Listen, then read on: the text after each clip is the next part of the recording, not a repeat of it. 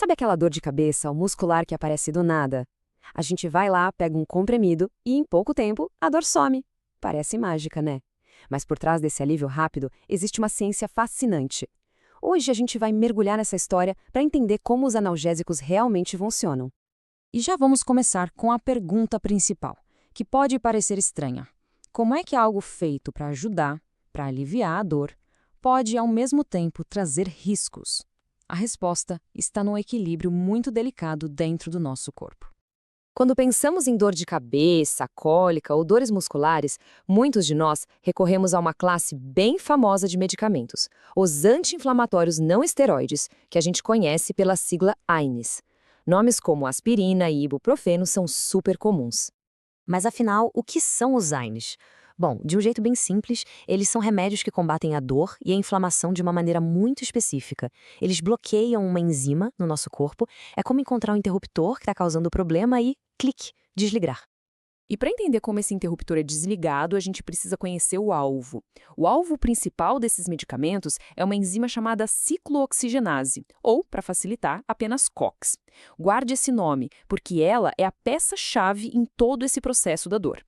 O que acontece no nosso corpo é basicamente uma reação em cadeia. Quando a gente se machuca ou tem alguma inflamação, isso funciona como um gatilho.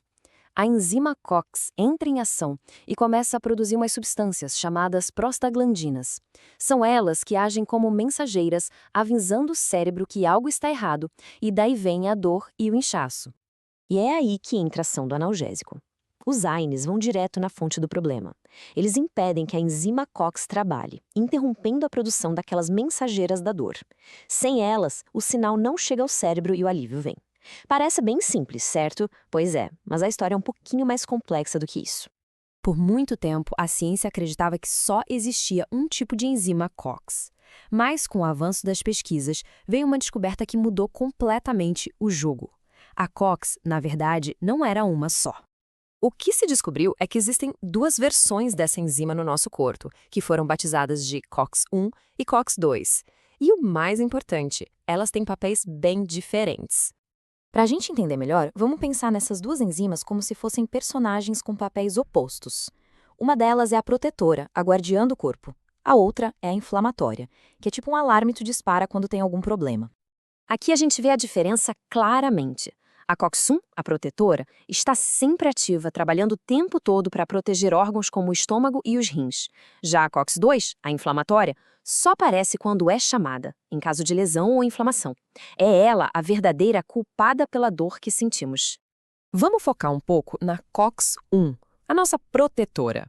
Ela é chamada de constitutiva, um nome técnico para dizer que ela está sempre presente, fazendo a manutenção da casa.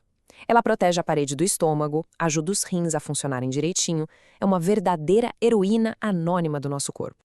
Do outro lado, a gente tem a COX-2, a inflamatória. Ela é induzida, ou seja, só aparece quando a inflamação a convoca. O trabalho dela é justamente produzir as substâncias que causam a dor e o inchaço. Então, no mundo ideal, era só ela que a gente queria bloquear, não é mesmo? E é exatamente aí que a gente chega no ponto central de tudo isso. É aqui que entendemos porque o alívio da dor pode vir com alguns problemas. É hora de falar sobre o efeito colateral. Aqui está o grande pulo do gato. A maioria dos AINES comuns não consegue diferenciar a COX-1, que é boa, da COX-2, que é a ruim. Então, ao tentar desligar o alarme da dor, eles acabam, sem querer, desligando também o nosso sistema de proteção. Essa citação da fonte resume o perigo de uma forma bem clara. Quando a gente inibe a COX-1, a proteção natural do nosso estômago fica comprometida. E isso pode levar a danos. Então, vamos seguir essa sequência lógica. O AINE vai lá e bloqueia a COX-1, a nossa protetora. Com isso, a camada que protege o estômago fica mais fraca. E com o tempo, o uso contínuo pode levar a um risco maior de problemas sérios, como as úlceras. E é justamente por isso que o uso contínuo e sem orientação desses remédios é uma preocupação. O risco não está em um único comprimido, mas sim no uso prolongado, que, como as fontes mostram, está diretamente ligado a essas complicações gástricas. E tudo isso nos deixa com uma reflexão final muito importante. Saber que existe essa dança tão complexa entre proteção e inflamação dentro de cada comprimido, será que isso muda a forma como a gente enxerga o ato, muitas vezes tão casual, de tomar um remédio para uma dor comum? Fica aí o pensamento.